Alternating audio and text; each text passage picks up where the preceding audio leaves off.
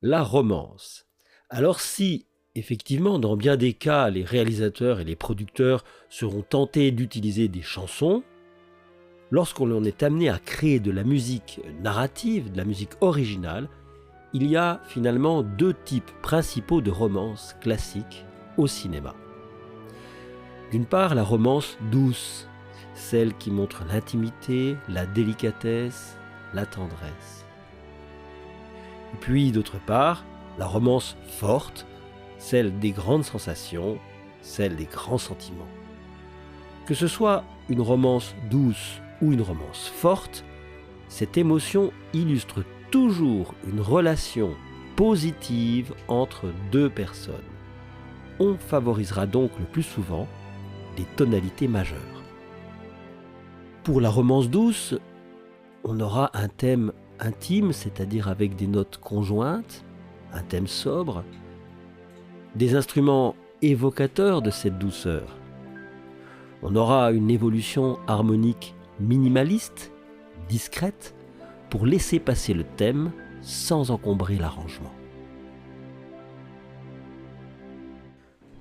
Pour la romance forte, le thème pourra mélanger des intervalles conjoints et disjoints, des instruments à caractère intime et d'autres à caractère plus sensationnel.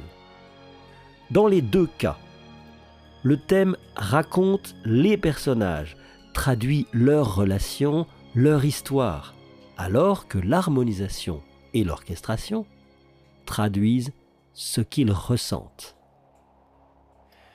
C'est sur ce principe que l'on pourra faire évoluer l'émotion. Prenons un exemple. Nous avons un homme et une femme et imaginons leur histoire. De façon très classique, et comme dans tout scénario, il y a un enjeu dans chaque séquence, qui se traduit sur la différence des points de vue des personnages et ce qu'ils attendent de telle ou telle situation. L'enjeu sera toujours de savoir s'il y a une solution pour s'accorder ou non. Pour illustrer cet enjeu, prenons nos deux personnages avec chacun une position qui va mettre le spectateur en attente et en suspense. Car oui, il y a toujours du suspense dans une séquence romantique, surtout lorsqu'elle est destinée à réunir les deux personnages.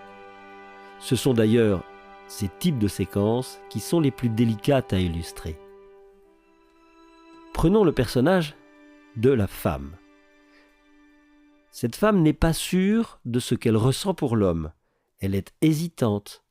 Il doit donc y avoir dans son thème cette traduction, des notes qui signifient ses doutes. Alors pour cela, le plus efficace sera d'avoir recours à deux astuces que nous offre le langage musical. D'une part, la syncope, et d'autre part, une ou deux notes maximum qui vont frotter avec l'harmonie générale. La syncope, pourquoi ? Parce qu'elle marque le déséquilibre, l'hésitation, et le frottement harmonique va marquer ce petit doute qui empêche de clarifier son sentiment et qui permettra par ailleurs de préparer le frisson que l'on développera au fil de la séquence pour donner de l'intensité au sentiment. Prenons le personnage de l'homme. Lui, il est sûr de ses sentiments. Le motif rythmique de son thème doit donc être stable, facile à repérer, symétrique, équilibré. Et les notes de son thème peuvent se répéter, se répondre et surtout s'intégrer parfaitement dans la structure harmonique, sans aucun frottement, pour bien marquer l'assurance de ce qu'il ressent. Ces éléments vont nous permettre d'évoluer vers le point culminant de l'émotion de la séquence, que l'on appelle le climax, et c'est bien souvent le fameux baiser amoureux, sur lequel une modulation ou une transposition bien amenée donnera de l'éclat et une résolution de leurs enjeux. Le spectateur aura donc de quoi s'identifier et pourra rêver.